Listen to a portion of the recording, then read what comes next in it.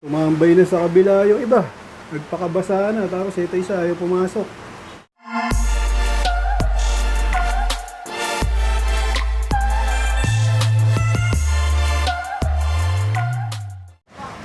Kablet! Welcome back mga kalapatids. Sunod-sunod na nga yung pagpisa nila o paglabas ng mga inakay nila mga kalapatids. Ito meron na to dalawa. Ano ko na yan, na-check na. Ito dalawa rin. Ito wala pa kasi nga huling umitlog to. Tsaka ito wala pa to. Ito SBR Bandon meron na mga kalapatids. Ang ginagawa ko nga mga kalapatids, pagka malapit na silang mamisa, ay binibigyan ko na sila ng pellet. Pero yung pellet mga kalapatids, hanggang ano lang yan, hanggang nagsusubo sila ng pigeon milk. Pero pag tapos na sila magsubo ng pigeon milk mga kalapatids, tinitigil ko na rin yung pagbibigay ng pellet. So, para lang ano yan, para lumakas yung ano niya, pigeon milk. Tapos para malambot na malambot yung isubo nila sa kanilang mga inakay. Tapos yung kanilang patuka, syempre ano yan, kalapatids, breeder mix ni Boss Ronald Gonzales. Tapos nilalagyan namin ng Bipro X3 with calcium. Tapos ang binabinder ko nga dyan ay yung oregano, yung nutregano ng Kampiyon. Tapos syempre hindi nawawala yung minerals dyan. Kasi nga nagsusubo sila. Pero importante sa kanila yung calcium.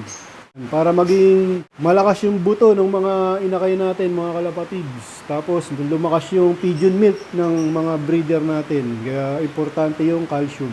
Tapos syempre importante din yung probiotics. Pagka gantong may mga bagong pisang inakay, para nga bata pa lang, naka-probiotics na yung mga inakay natin. Para nga meron ng good bacteria sa loob ng katawan. Yung ating mga mapipisang inakay, kumbaga nakaposisyon na yung mga good bacteria sa katawan ng ating inakay habang sila'y lumalaki. Pampalakas ng immune system nila yan, mga kalapatids. So yan, lalagay muna natin dito tong mga tamad Ramonda, mga kalapatids.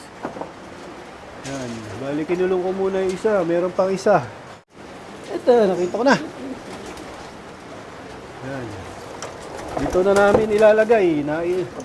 Nakalimutan ko, may mga pinto pala yung perch namin. Nagpapakahirap pa kami ilagay dyan.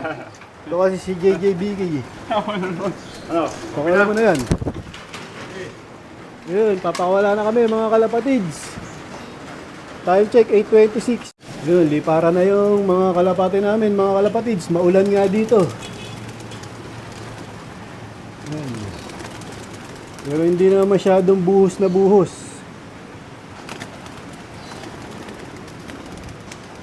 Bumabalik yung isa. Yun na.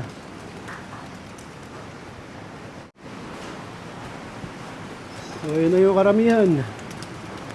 Yun. Nandiyan na lahat. Oy, paliparin mo. So, yun yung kalapati namin. Ayaw rumonda. So, yun. Ayaw rumonda. Kung di pa bugawin. Iiwan na kayo, no? Grupo, ayan, no?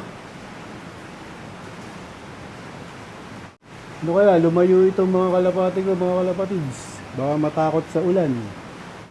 Bali, ano nga dito, maulap na maulap. Walang makitang, liwanag o asul na kalangitan. Ayan, no? Sa paligid, madilim. Zero visibility sa Antipolo, mga kalapatids. Ayan, no? Dito rin, sa parte ng Marikina. Yun, yung mga kalapati namin.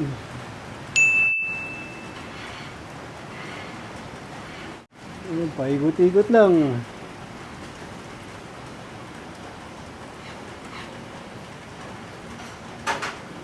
Ayun, no? Pero tumataas na sila mga kalapatids. Dahil nag-uulan nga ngayon mga kalapatids, yung kanilang tubig ay lalagyan ko na ng Respower. Yan, lalagyan ko yan ng 20 patak kasi nga itong tubigan nila ay 2 liters. So, bali 10 patak kada 1 liter.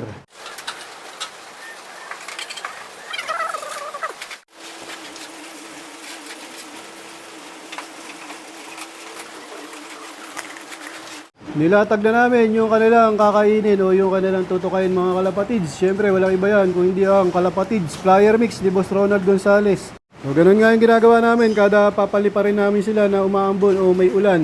Nilalagyan na namin yung kanilang tubig ng rest power mga kalapatids. Ito na nga sila mga kalapatids. Medyo mababa na. Ayan, medyo lumakas yung ulan.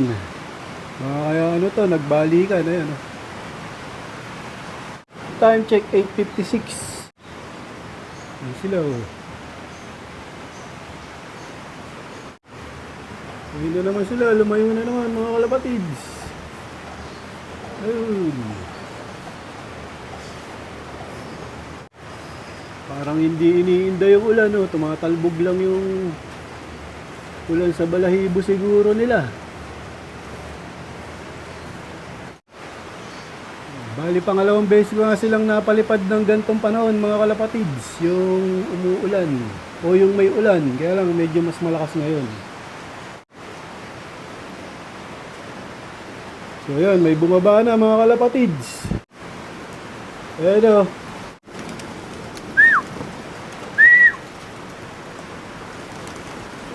Time check 9:10. Nga, babaan na nga yung mga kalapati namin mga kalapatids.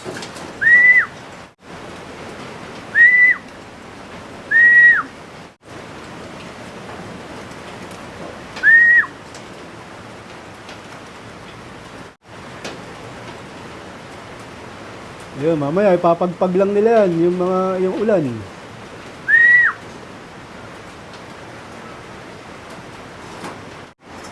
Bali, ito lang yung napapasok ko mga kalapatids. Yung kalahati, nandun pa sa labas. Ayan, nakain na nga nila yung patukaan nila. Yung iba, nasa kabilang bubong mga kalapatids. So, yun yung iba mga kalapatids, lumilipad pa. Oh.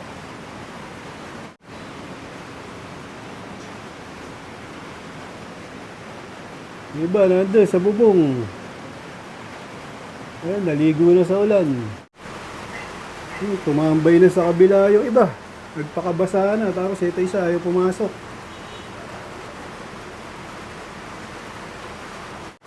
Yung mga stock na barako, nagliguan din sa ulan, mga kalapatids. Ayan, oh.